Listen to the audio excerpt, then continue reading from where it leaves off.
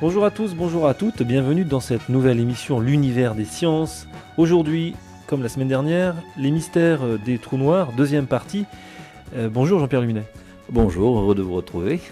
Nous allons donc parler des trous noirs, mais là plus dans le cadre de la relativité générale d'Albert Einstein. La semaine dernière, nous avions parlé donc des trous noirs dans le cadre de la mécanique classique. Cependant, la description n'est complète que dans le cadre de la théorie d'Albert Einstein. Cette théorie est très très compliquée, mais est-ce que vous pourriez nous rappeler en quelques phrases, si c'est possible, les grands axes de cette théorie? La relativité générale est une théorie qui décrit le phénomène de gravitation. Avant Einstein, on pensait que la gravitation était une force d'attraction, c'est ce qu'on apprend encore à l'école, c'est la théorie de Newton, l'attraction universelle, une sorte de force à distance qui émane de tous les corps massifs et qui permet d'expliquer les mouvements célestes. En fait, donc, la nouvelle théorie de la gravitation, qui s'appelle la relativité générale, ne décrit plus du tout la gravité comme une force, mais comme une manifestation de la courbure même de l'espace-temps. Alors, qu'est-ce que ça veut dire? Parce que ça paraît très abstrait. Mais imaginez, pour simplifier, que l'espace est réduit à un tissu à 2 dimensions, et dans ce tissu est élastique, il est souple. Par exemple, prenez un barésil, un morceau de barésil, hein, vous le tendez, lorsqu'il n'y a pas de matière dessus, il est plat, il n'a pas de courbure, il a la géométrie dite euclidienne, la géométrie la plus simple. Si vous commencez à mettre des billes dessus, c'est-à-dire des corps massifs, des étoiles, des planètes, etc., vous avez des creux qui sont provoqués dans le tissu. Et la courbure donc de l'espace-temps, c'est ça. C'est la déformation du tissu dès qu'il y a des corps massifs. Et la gravitation, donc, ce n'est plus une force, c'est uniquement le résultat, la manifestation naturelle de la courbure. C'est-à-dire, si vous jetez maintenant une toute petite bille autour d'un de ces creux, la bille va suivre la forme du tissu, c'est-à-dire l'équivalent de ligne droite, mais dans un espace courbe. Et donc, elle va avoir des trajectoires elles-mêmes qui sont courbes. Hein, voilà. Alors, l'idée de trou noir maintenant découle tout naturellement de ce phénomène d'élasticité, c'est-à-dire que on peut facilement imaginer qu'au plus un astre est massif ou dense, au plus le creux qu'il va imprimer dans le tissu élastique est important. Eh bien, le trou noir, c'est le cas extrême où le creux devient tellement important qu'il va provoquer une sorte de puits extrêmement profond. Un puits qui va être si profond qu'il va finalement capturer toute particule ou même tout rayon lumineux qui s'approche de son bord. Et donc ce qu'on va définir comme étant un trou noir dans ce cadre de la relativité générale, c'est une zone de l'espace-temps où il y a tellement de matière et de masse et d'énergie qui s'est renfermée dans cette zone, que cette zone s'est en quelque sorte déconnectée du reste, c'est-à-dire elle a creusé un puits si profond que si on franchit le bord du puits, on tombe dedans et en principe, on ne peut pas ressortir.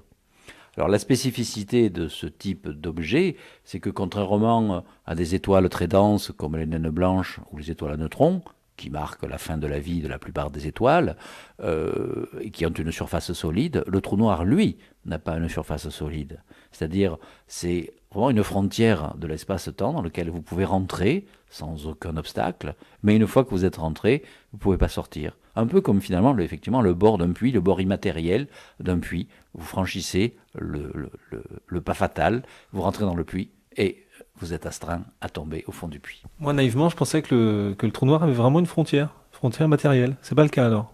Non, on peut définir ce qu'on appelle donc la surface d'un trou noir, qu'on appelle l'horizon, mais ce n'est effectivement pas une frontière matérielle, ce n'est qu'une frontière purement géométrique, mais qui marque une zone de non-retour. Voilà, donc c'est pour ça que cette frontière peut parfaitement être définie, c'est le lieu, l'ensemble des points de l'espace, où si vous rentrez dedans, vous ne pouvez plus repartir en arrière.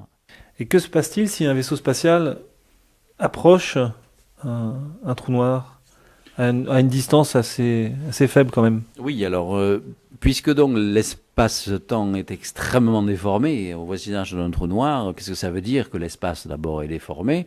Ça veut dire que l'espace lui-même est étiré en quelque sorte proche d'un trou noir. Donc si un vaisseau spatial s'approche trop près de la surface d'un trou noir, il a lui-même tendance à être étiré parce qu'il épouse la forme de l'espace et l'espace est étiré. Donc en fait, il va avoir tendance à être allongé sous la forme d'un spaghetti, évidemment à être brisé. La même chose malheureusement pour un astronaute qui s'aventure explorerait trop près d'un trou noir. Cela dit, dans ce qu'on appelle ces forces de marée, cette distorsion de l'espace, ne serait dangereuse que pour des trous noirs relativement petits. En revanche, pour des trous noirs géants, ceux que l'on pense exister au centre des galaxies, des trous noirs qui font plusieurs millions de fois la masse du Soleil, il n'y aurait pas de problème de cette nature avant de rentrer dans le trou noir. Le problème se produirait plus tard au fond du trou noir. Voilà. Il y a un deuxième phénomène extrêmement intéressant qui est le problème du temps, la distorsion du temps. Puisque la relativité générale, c'est une théorie de l'espace et du temps qui sont déformés par la gravitation. Et qu'est-ce que ça veut dire que le temps est déformé par la gravitation? Eh bien, par exemple, si un astronaute plonge dans un trou noir, son copain qui reste à l'extérieur et qui essaie de voir la scène de l'extérieur ne le verra jamais tomber dans le trou noir, ni même atteindre la surface. Or, pourtant, il l'atteint réellement. En quelques secondes, il franchit le trou noir et il disparaît dedans. Mais celui qui est à l'extérieur voit en quelque sorte le temps se geler d'une certaine façon, le temps ralentir. Cela montre bien également la relativité du temps et le fait qu'il y a un temps vrai, qui est celui de l'astronaute qui plonge dans le trou noir, et un temps apparent, celui qui est perçu à l'extérieur, et ces deux temps deviennent extrêmement différents. Ça fait partie donc des distorsions extrêmes provoquées par un trou noir.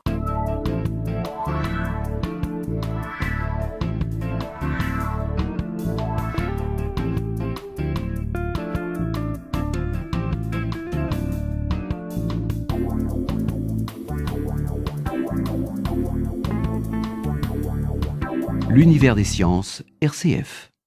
Et à l'inverse, l'astronaute qui est dans le trou noir, qu'est-ce qu'il verra, lui, de l'extérieur? Comment il verra le monde évoluer? L'astronaute qui plonge dans le trou noir, bon, en principe, peut se dire que c'est un voyage sans retour, mais il continue à recevoir des informations de l'univers extérieur, puisque on ne peut pas sortir d'un trou noir, et notamment la lumière ne peut pas sortir, mais en revanche, elle peut rentrer, et la matière peut rentrer. Donc une fois qu'on est dans un trou noir, on reçoit encore des informations de l'univers extérieur.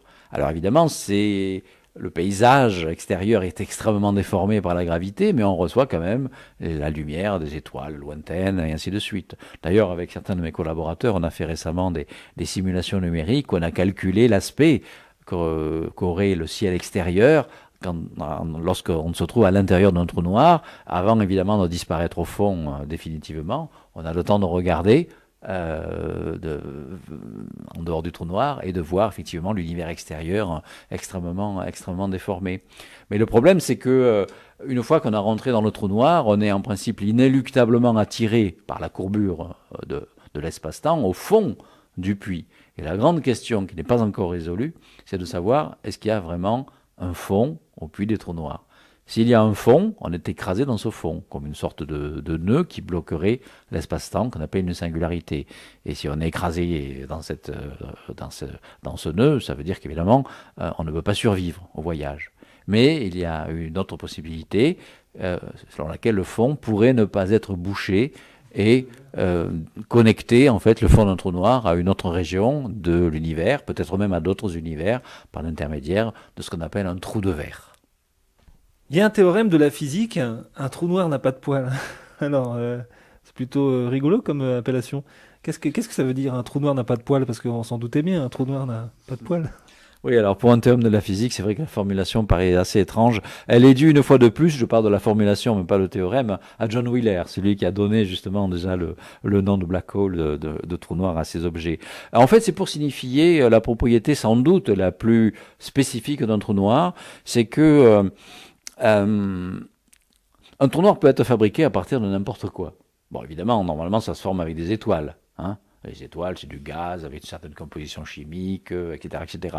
Mais on pourrait aussi fabriquer un trou noir avec des cailloux, si on en mettait suffisamment, beaucoup dans un volume restreint, avec n'importe quelle chose. Eh bien, le théorème pas de poils, ça signifie que quel que soit le type de matière que vous mettez dans un trou noir, vous perdez toute l'information sur la nature de cette matière, sa couleur, sa forme, sa composition chimique, les poils, d'une certaine façon, de façon pittoresque, et il ne reste plus que simplement trois facteurs, trois paramètres qui gardent la mémoire. Ces facteurs sont la masse de ce que vous avez mis, le moment angulaire. Le moment angulaire, c'est une quantité physique liée au degré de rotation, et puis la charge électrique. Tout le reste est balayé. Donc, c'est comme si, en fait, une matière très chevelue, barbue, etc., est complètement rasée en entrant dans le trou noir. Il ne reste plus de poils. Voilà, on l'appelle aussi le théorème de Calvici. Voilà. Est-ce que ça veut dire que le trou noir est l'objet le plus simple de la physique et que, en fait, les solutions mathématiques des équations d'Albert Einstein sont aussi simples? Exactement. Alors ça paraît paradoxal puisqu'on est en train de parler d'une théorie, la relativité générale compliquée, d'objets extrêmes et donc dont les propriétés de distorsion de l'espace et du temps ne sont pas du tout familières. Et pourtant, quand on regarde bien les choses, c'est d'une certaine façon peut-être l'objet le plus simple de la physique parce que toutes ces propriétés, si on les comprend bien, sont décrites uniquement par trois paramètres. Si vous connaissez la masse d'un trou noir, son moment angulaire et sa charge électrique, vous connaissez tout de lui. Ce qui n'est pas du tout le cas pour n'importe quel objet de la vie de tous les jours, même des objets qui paraissent simples. Si vous prenez un morceau de sucre, par exemple, déjà le sucre, non seulement il a effectivement une masse, un moment angulaire, éventuellement une charge électrique, même si elle est très faible, il a aussi une forme, il peut être cubique, parallélépipédique, irrégulier, il a une couleur, il a une composition chimique, donc le morceau de sucre, s'il fallait le comprendre totalement, il faudrait des milliards et des milliards de paramètres, pratiquement autant que d'atomes qui le constituent. Donc le morceau de sucre est beaucoup plus compliqué que le trou noir. Eh bien, merci Jean-Pierre Luminet pour ces explications lumineuses sur les trous noirs. On se retrouve la semaine prochaine. Au revoir. D'accord, à bientôt.